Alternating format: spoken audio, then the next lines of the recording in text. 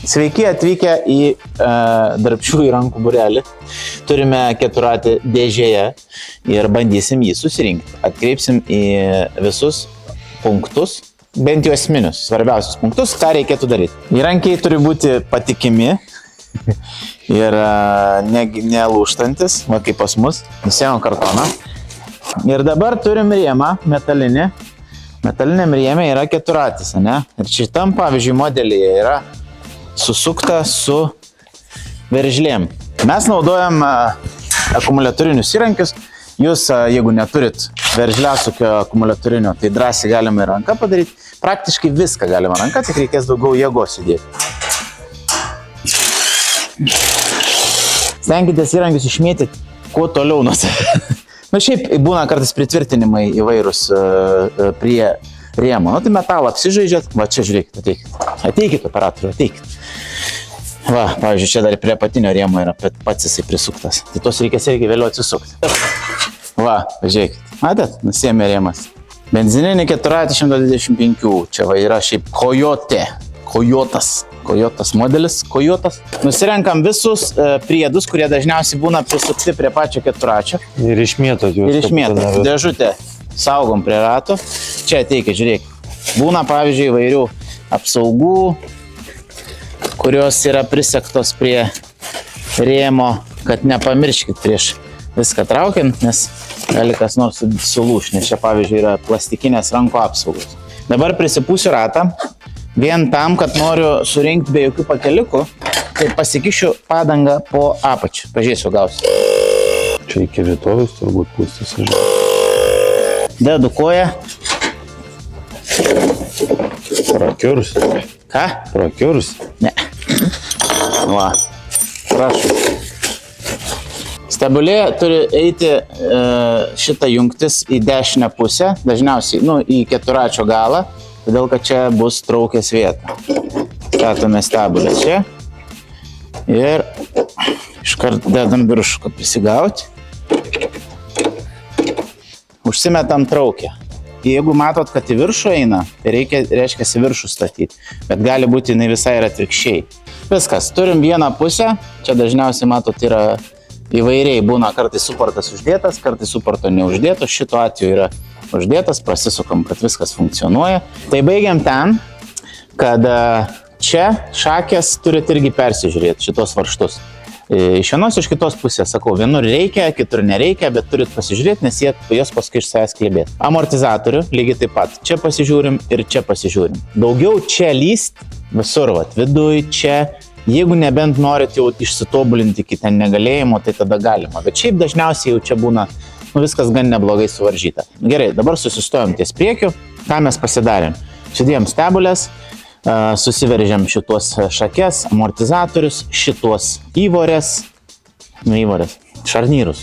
Biški, matot, tas reikalinga paviršti. Čia, matot, dabar yra irgi niuansas, žiūrėkit. Čia atstumas ir čia. Kai atstumai yra nelygus, iš karto sunku labai yra padaryti paskui suvedimą teisingą. Tai turit pasiimti atstumą. Čia yra vadinamas rato išvertimas. Jeigu, pavyzdžiui, sakykime, gali ratas stovėti šitaip arba šitaip, tai dėl to reikia tą susireguliuoti. Paskui galima tai padaryti, bet aš dažniausiai jau nusistatau, kai renku, nusistatau iškart, kad būtų vienodai. Turim jau priekį, susiveržėm šarnyrus, susidėjom šplintukus, susiveržėm šitos, susiveržėm traukės, susižiūrėjom, kad viskas patogiai suktus, kad nebūtų kažkur užklynyje. Tada dabar dėsime priekinį bamperį. Dėl ko reikia priekinį bamperį pradžioj dėtis? Todėl, kad paskui, kai uždėsit ratą, gali būti nepatogu prieiti iš tos pusės. Tai geriau pirmiausia susidėti priekį, tik tada dėti ratus, jau statytis ant kojų. Ir aišku, sakau, nepamirštat, visada stenkitės kuo labiau užmėtyti įrankius. Prisigaunam viršų. Kas svarbu, jeigu, pavyzdžiui, su pistoletu darot visus dalykus, šaudo žmonės. Jeigu sukat su pistoletu, tai tada vis tiek varžtus pradžioj prisigauti reikia su rankom. Nes jeigu iš karto suksit su tuo... Kas bus? Prasuksit. Dažnai, pavyzdžiui, jeigu blogai sriegi būsit pagavę. Dėl ko aš tai sakau? Ką tada reiks daryti? Dėl ko aš tai sakau? Būna dažnai ir pas mus. Turi visą laiką sakyti, priminti, kad pirmiausia rankom, o tada tik gali prisišaudyti jau iki galo su puška. Nu čia idealiai viskas tvarkoja, viskas, bet būna, pavyzdžiui, kad metalas palenktas kažkaip tai ne taip, ar ne, ir atrodo, kad netinka. Nebijokit, čia kartais jėgos reikia panaudoti, tiesiog biškį palenkti šiek tiek švelniai tam priekį kažkur, tai žinot, kad užspausti gerai. Tada prisigaunat, susilyginat ir jau susisukat. Kartais gal į draugą pagalbos. Kartais gal draugą pagalbos reikia. Šitą. Viskas. Dažnai, jeigu, pavyzdžiui, vat, yra tokios krypties, tai bet kaip gali dėti. Nors, ar šitų, pavyzdžiui, yra rodiklės, vat yra, matot? Vis tiek rodo jie, į kurią pusę. Prisiveržiam. Švelniai pradžioj, kad nebūtų nesusiskersuot. Permetam ir užsidedam atgal, kad sulūžtų kas nors. Va, viskas. Gale, kadangi nėra nei stebulių, nei šarnyrų, tai galima užsidėti iš karto ant ratų, dėl to jau iš karto stovės ir tada bus patogiau dirbti su to visų reikalu. Tai mes užsimeskim ratus. Kaip pučiam padangas naujam keturačiui. Dažnai būna ant ventilių tokie, kur kaip dangteliai su rakteliu.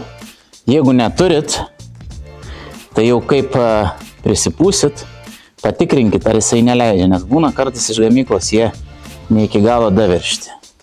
Ir mes dabar, kadangi kompresorius yra tik servize mūsų, mes naudojamgi namudinius daiktus. Aš pučiu 2 atmosferas. Yra gal turbūt daugiau visokiausių taisyklių tam, bet svarbiausia, kad nebūtų mažiau vien dėl to, kad padanga prisiglaustų prie obado. Jeigu turit namuose kokią kaladę, tai galit pasidėti po apačią kaladę ir tada abu ratus uždėti. Aš čia šiuo momentu, šito erdvėj, kaladės neturiu. Tai aš bandysiu savo bendras jėgas ir užmesti galinį ratą. Matėt? Užmečiu. Ir prisišaudom. Dar nepamirškit būtinai šitos irgi pasitikrinti reikia. Nu, užsimečiau. Čia beje buvo susukta ant ašies va šitaip. Tai neapsigaukit, turi būti šitaip. Nes, jie tiesiog sumetė. O paskui, kai jūs rinksit, pirmą eina šaiba šitokia, paskui spaudžiasi šitas ir tada ant viršus eina veržlė. Ir ant galo užsidedam šitą šplintą. Yra vienas niuansas, kuris yra šiaip naudingas žmonėm.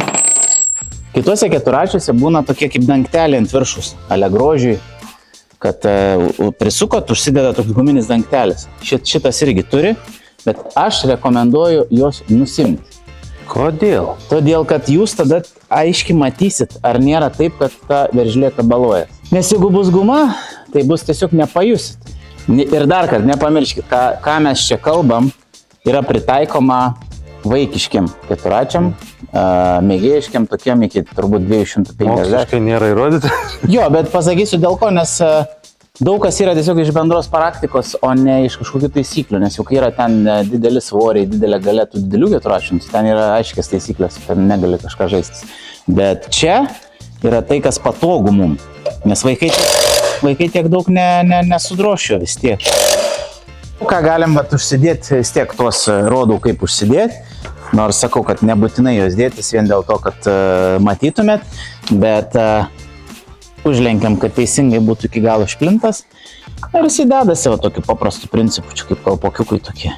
Aš, jeigu intensyviau naudojat kas savaitę, o taip, paėjot, vaikui netgi galite išmokyti, pasiėmęs, pasitampę ratus, kad jie neklibėtų, nors koks klibėjimas, jeigu jaučiamas, jis ten gali būti iš savęs biški švelniai, bet jeigu jaučias didesnis, tai nėra gerai, reikia būtinai persižiūrėti, kas tai yra.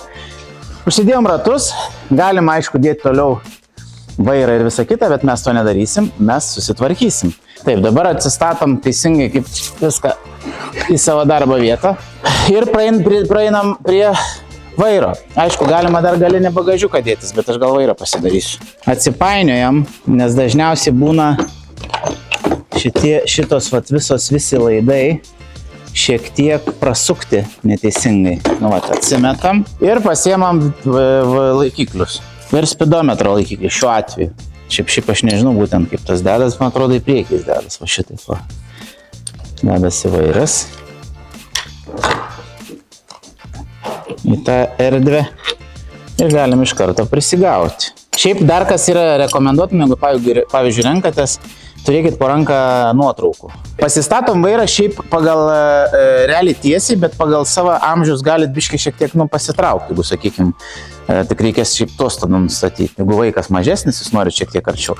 Bet mes originaliai, sakykim, statomės šitai.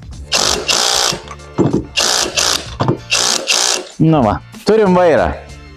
Užsimetę. Visgi buvau teisus. O kodėl? Koks skirtums? O taip.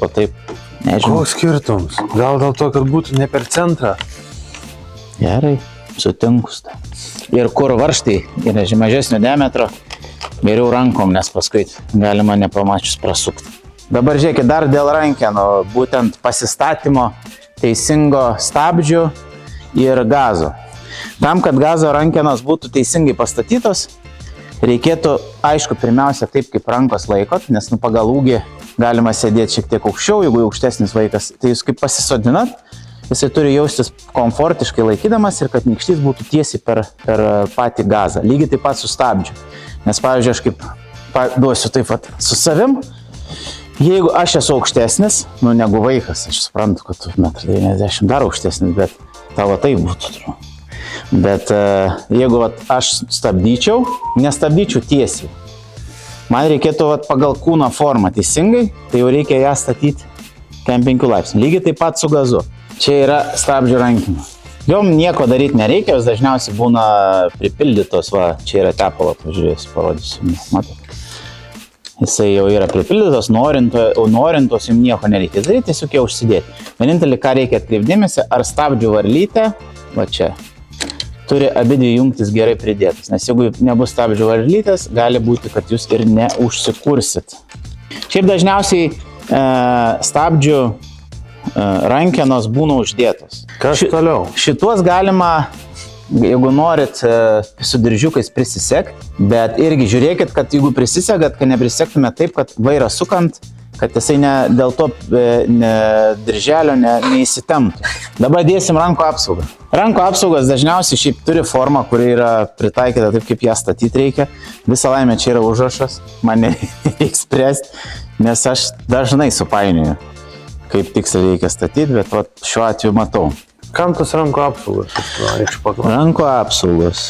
Rankų apsaugos yra šiaip nuo vėjo, nuo šalčio, nuo krūmų, nuo, kai, nežinau, šiaip bendrai, kad apsaugot nuo tokių staigių stichijų. Pasižiūrėkit, kad nekliūtų į rankų apsaugos. Šitą šlangutę dažnai būna, kad žmonės, šitą aišku mandresnė yra, jinai turi tokį galiuką, bet šiaip yra, kur tiesiog šlangutė nueina.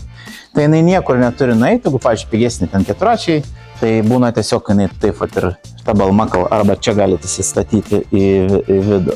Kam tas salsuoklis? Tam, kad patrauktų kuro, kad nebūtų į viskas. Gerai, uždedam veidrodžius. Kaip minėjau, vienur yra, kitur nėra. Nu va. Nuo lietaus, kad neprirudytų. Čia yra esminiai irgi varžtai, šitie, kur laiko galinę ašį. Kadangi jie yra ir įtempimui skirti, grandinės, tai jeigu jie atsipalaiduos, jūs šiek tiek gali pradėti judėti galinė ašis ir nušokti grandinę. Nušokus grandinę gali įsitraukti, ant dangtelį sulaužti, nesąmonių visokių.